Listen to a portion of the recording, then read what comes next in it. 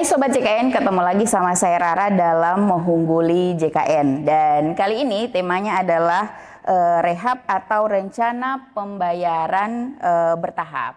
Nah, untuk episode kali ini saya ditemani sama Mas Rido. Halo. Halo Mbak.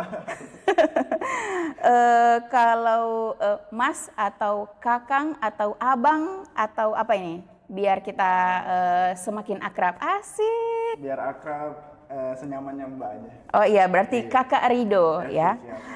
Oke, dan langsung saja ya kita bahas tentang rehab atau rencana pembayaran bertahap. Nah, tadi sebelum podcast ini saya sempat googling rehab. Rehab itu biasanya identik dengan rehab medik atau rehabilitasi. Untuk di BPJS Kesehatan sendiri, rehab itu apa sih sebenarnya?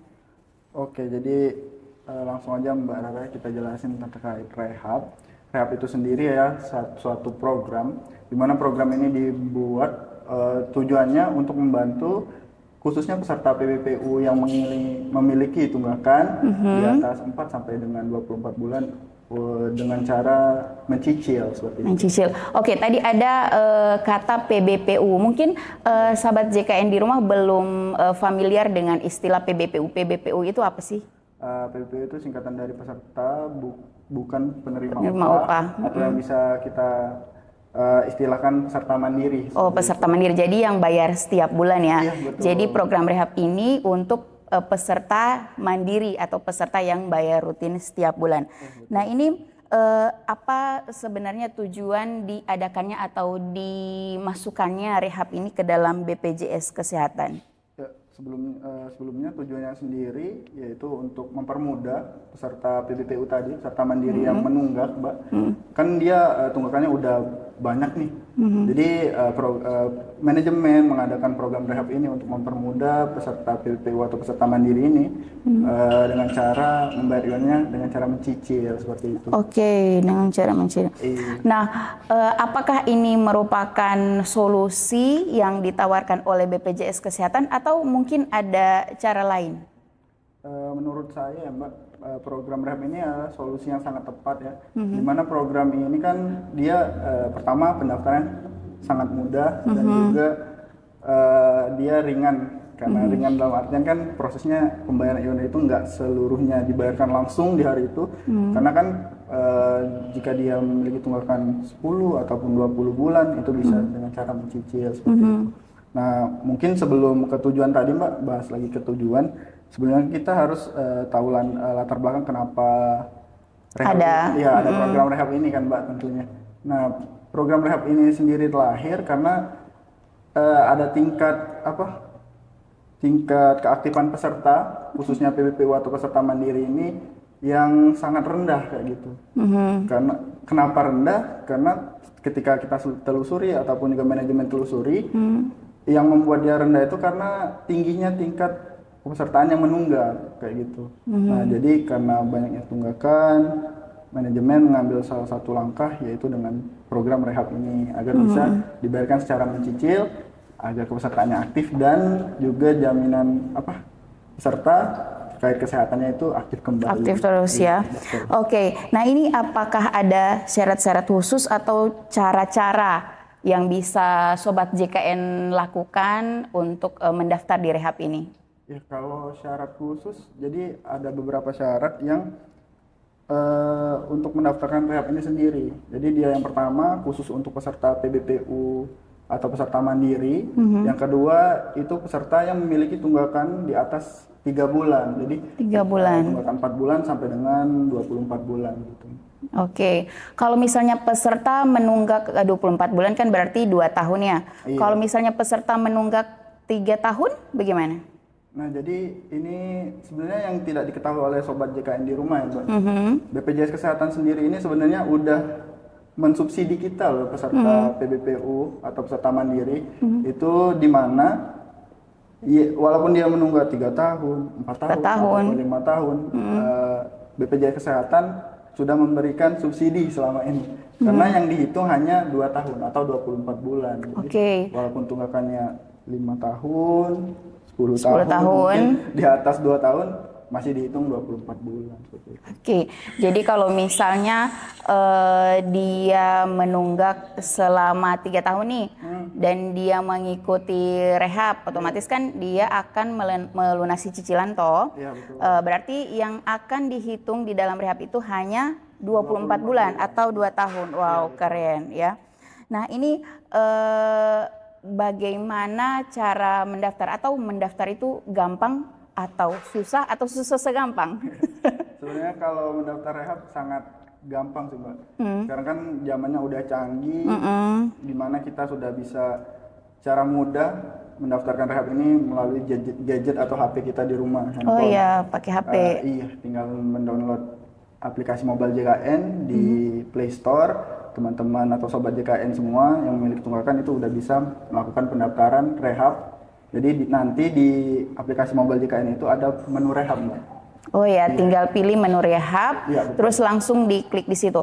Nah kalau misalnya ada kan di pembahasan sebelumnya ada tatap muka dan non tatap muka. Iya. Kalau misalnya peserta mau datang ke sini atau mau mendaftarkan rehab secara langsung, apa saja berkas atau memang harus di HP? Jadi terkait pendaftaran rehab itu kita ada 3 kanal ya Mbak. Yang pertama itu bisa dari aplikasi Mobile JKN itu sendiri. Yang kedua bisa dari rumah juga, dari care center 165. 165, oke. Dan yang ketiga itu bisa dari melalui kantor BPJS Kesehatan yang terdekat. Oh berarti tetap bisa ya, dilakukan di kantor cabang. Iya. Kalau misalnya di kantor cabang berarti berkas apa yang harus dibawa? Terkait berkas mungkin lebih ke data diri, karena yang kita ketahui jika dia terdaftar sebagai peserta mandiri, atau JKN, terdaftar JKN, dia udah bisa langsung datang ke kantor cabang mendaftarkan dirinya ke program rehab itu. Oh berarti sangat-sangat mudah ya, dan tentunya bisa membantu alias dicicil. Iya, Nah ini kalau misalnya dicicil kan dari harusnya syaratnya tadi dari 4 bulan sampai dengan 24 bulan itu maksimal 24 bulan. Kalau misalnya dia menunggak di status menunggak 24 bulan atau 2 tahun, berapa lama dia melakukan program ini atau cicil-cicil begini? Pencicilan ya Mbak, jadi terkait pencicilan seandainya kasusnya dia 24 bulan, paling maksimalnya itu dari setengah pencicilannya. Jadi itu paling maksimal 12 kali cicilan. Oke. Berarti kalau misalnya dia 24 bulan berarti oh ya harus dibagi 2 ya. Iya, setengahnya Mbak. Oke. Nah ini kalau misalnya dia peserta masih ikut rehab atau cicilan-cicilan ini. Kalau misalnya tiba-tiba dia sakit, kan posisi sementara rehab otomatis dia belum aktif ya. Iya, betul. Kalau misalnya dia sakit atau membutuhkan pelayanan harus aktif kartunya? Jadi kalau betul sekali Mbak, ketika kita melakukan program rehab ini, pesertanya belum bisa aktif atau masih ditangguhkan. Nah, jadi solusi yang bisa kita berikan jika dia melakukan rehab dan mau aktif kembali kartunya, seandainya dia sudah mencicil 3 kali dari 5 kali pencicilan. Nah, jadi bisa kita bantu untuk langsung pelunasan. Dan berarti tetap bisa ya, tetap bisa langsung dilunasi dan langsung otomatis aktif setelah dibayar. Oke, pelunasan itu berarti bisa ya untuk mempercepat pelunasan tunggakan untuk rehab ini. Iya, betul. Oke, tergantung dari peserta. Kalau misalnya dia mau melakukan percepatan berarti lapor di Mobile JKN atau ke tatap muka. Nah, jadi kalau terkait perubahan atau pelunasannya bisa melalui Mobile JKN, juga bisa langsung ke kantor kita jika emang langsung membutuhkan tatap muka ya. Berarti tetap Mobile JKN itu di menu rehab. Iya, betul. Oke, langsung terpampang nyata rehab. Nanti tampilannya langsung ada di Mobile JKN, tulisannya rehab. Rehab, oke. Nah kalau misalnya untuk rehab ini kan si peserta misalnya dia menunggak 5 bulan misalnya, terus dia menyicil, dia bayar di mana berarti?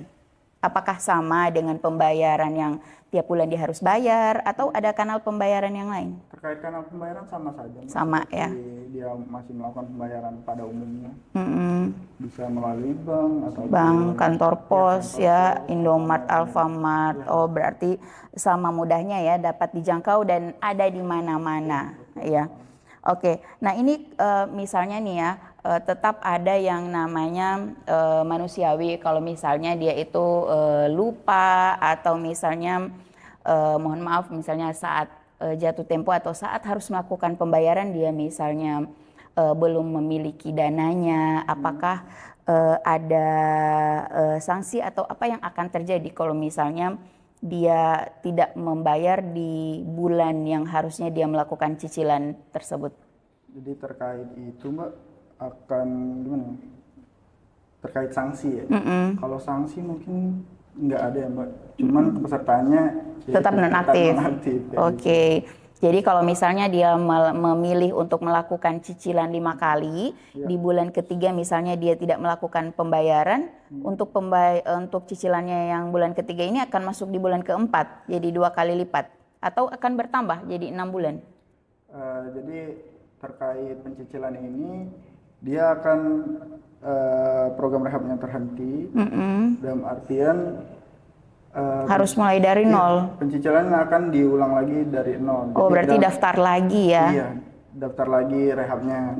Tapi dengan catatan kita akan klik dulu dia di menu pelunasan terlebih dahulu. Jadi dalam artian bisa dikatakan dia mengubah skema pembayarannya ulang kayak gitu. Jadi kan misal dia 5 bulan tunggakan. 5 bulan. Udah bayar 3 bulan tadi ya.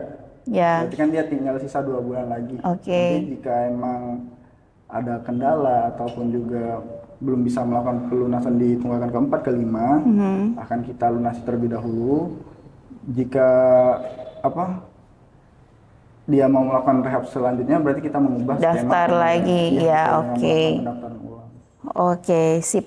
Nah, ini rehab ini kalau misalnya dalam istilah kita ya, apalagi di Gorontalo ini namanya cicilan atau bisa dicicil. Nah, ini biasanya ada bunga. Kalau misalnya kita menyicilkan, misalnya cicilan itu ada keuntungan misalnya yang ditarik oleh si pemberi cicilan ini. Nah, kalau misalnya di BPJS Kesehatan apakah ada yang namanya bunga atau peserta itu tidak dikenakan bunga layaknya pinjaman, jadi nggak ada bunga. Berarti full memang dari premi itu yang dibagi berapa bulannya, terus itu yang dicicil. Oke, berarti sangat-sangat mudah ya dan tidak dibebankan apapun yang lebih begitu kepada peserta. Ada lagi satu sebelum mau selesai. Nah, misalnya ini kan, misalnya si peserta dia sudah memilih 5 bulan. Berarti kan misalnya dia harus menyicil dari bulan Januari. Nah, di Januari ini otomatis kan ada iuran atau premi yang harus dia bayar di bulan Januari juga. Berarti dia akan melakukan pembayaran bulan berjalan dan si rehab atau? Jadi gini Mbak, terkait rehab ini dia berfokus terkait tunggakan yang di bulan sebelumnya. Jadi untuk bulan berjalan itu akan terakumulasi di bulan selanjutnya. Maksudnya di bulan ketika dia udah melakukan pelunasan. Jadi seandainya nih dia 5 bulan melakukan pencicilan. Jadi ketika bulan ke-6 dia mau membayar iuran atau premi bulan berjalan, itu akan langsung terakumulasi dengan bulan yang sebelumnya yang belum dia bayar. Oh gitu, berarti untuk bulan berjalan belum akan muncul pada saat dia melakukan rehab ini ya. Oh oke, siap. Nah ini apa saja yang sudah dilakukan oleh BPJS Kesehatan khususnya kantor cabang Gorontalo dalam rangka mensosialisasikan atau menginformasikan kepada peserta, karena kan untuk kantor cabang dan kantor kabupaten sendiri misalnya hanya ada di beberapa titik. Apakah yang sudah dilakukan oleh BPJS Kesehatan cabang Gorontalo terkait rehab ini? Terkait sosialisasi rehab yang kita lakukan di kantor cabang Gorontalo banyak ya Mbak, yang jelas-jelas melalui kanal-kanal media, baik itu media cetak, media promosi seperti banner ataupun juga pamflet, pun juga kita menggunakan media komunikasi seperti videotron ataupun juga media sosial, dan juga ada salah satu media cetak yang bergerak, mungkin kita waktu itu tempel stiker di bentor kayak gitu. Ya, berarti di bentor-bentor ada informasinya ya terpampang nyata. Betul. Selain itu juga kan kita sering melakukan sosialisasi. Ya, oke. Oke, itu Sobat JKN. Jadi kalau misalnya yang masih bingung mungkin bisa tulis komentar di mana, di sini atau di mana saja yang muncul DP komentar. Sobat JKN boleh mau tulis itu DP komentar. Untuk Kakak Rido, Bang Rido, ada lagi yang mau disampaikan? Mungkin ada yang belum saya tanyakan atau belum terlewat? Yang disampaikan mungkin pesan untuk peserta PPU yang merasa memiliki tunggakan di atas 3 bulan. 3 bulan. Ya, harus memanfaatkan menu rehab karena dengan mencicil mempermudah Anda untuk mengaktifkan lagi kepesertaan dan juga nggak merasa terbebani untuk iuran yang besar. Yang besar ya, dan tentunya kita tidak akan tahu ya kapan misalnya kita membutuhkan yang namanya keaktifan JKN ini. Betul. Untuk itu dijaga-jaga biar misalnya pada saat kita butuh dia sudah aktif, bisa dilakukan cicilan atau rencana pembayaran bertahap ya yang diberikan oleh BPJS Kesehatan. Oke, mungkin itu dulu podcast Mohungguli JKN episode kali ini. Sobat JKN, sampai jumpa di podcast berikut. Terima kasih Kakak Rido untuk kesempatannya. Terima kasih Sobat JKN. Demikian, bye-bye.